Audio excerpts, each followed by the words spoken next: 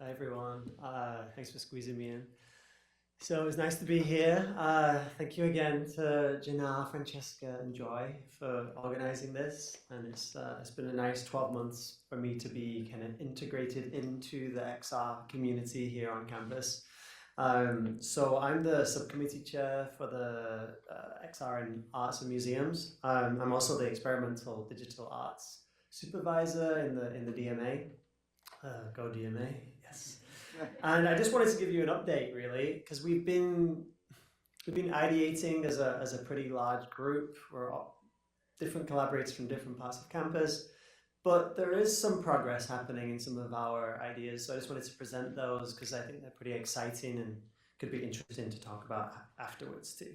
So before I get started, so I'm kind of preaching to the choir here. I think we're all kind of in the belief that our digital realities and our physical realities are converging, and they will probably continue to converge.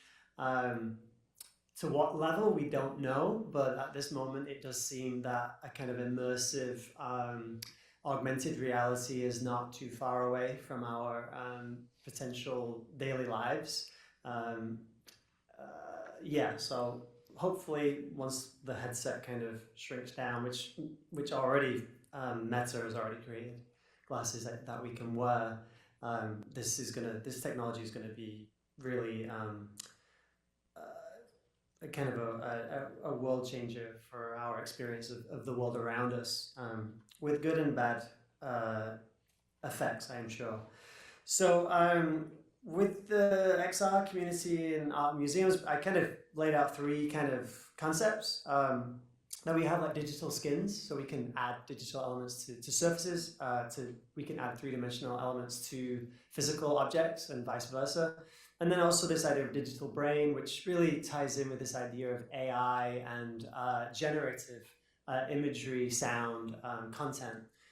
So in our projects, we kind of just brainstormed and different people proposed different ideas, and I'm just going to cover 4 of them today really briefly. There were others, and some of the ideas were also presented by people today. Yara and Danny had ideas that were proposed. So with the AR augmented sculpture project lead with me and Lauren, we are basically trying to make sculptures that coexist in both physical and digital realms. And Lauren produced this really nice little image here, and I've been toying with this idea of like, well, what do we create? If we're going to have a physical element, then what is that physical element?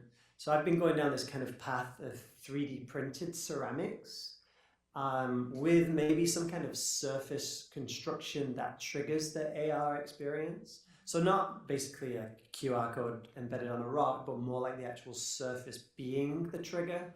And maybe it affects its physicality too. So that's that one.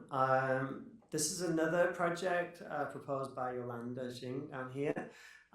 This was a really cool project that involves basically recreating structures and cultural heritage sites that we've lost. This could be someone's home, or it could be some famous landmark. In this case, I have the Will Rogers home, which was tragically lost in the fires.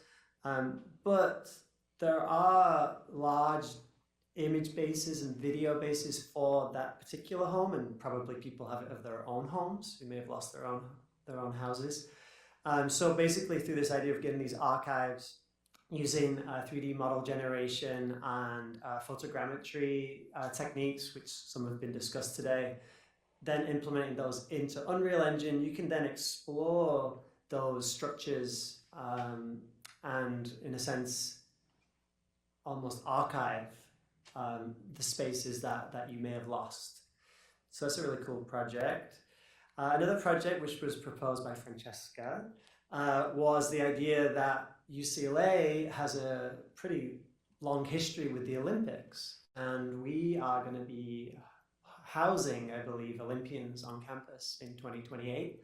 So this idea was to basically create almost like a spatialized museum where you can move around campus and you can learn about Olympic activities, sports stars, other information as you walk around campus. Now, luckily for us, we have Yolanda in the group, and Yolanda has already made this amazing app called Arco. The link is on the page right here. And I'm just going to say a little bit about it. Basically, you can geo-place content pretty much on the fly. So you can walk around, you can place a comment, you can place a video, you can place a photograph, and it will coexist in this bubble, in this location, and you can literally walk to it and read it or add more comments. And we're thinking about utilizing that technology in the Olympic kind of museum. And the last one I'll mention, proposed by Shabnat, is basically, I'm calling it Neuroscape. So this idea of taking EEG, brainwave information and creating some kind of visualization based upon that.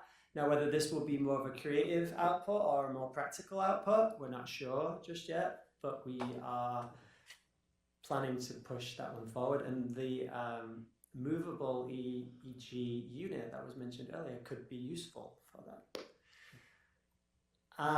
So we're next up. So we're basically kind of getting into this research phase now, I'm testing different softwares, testing different techniques. And we're going to start making some prototypes and collaborations with people that we need to produce these projects. There's also a lot of learning involved. So if you're interested, please let us know. And thank you very much.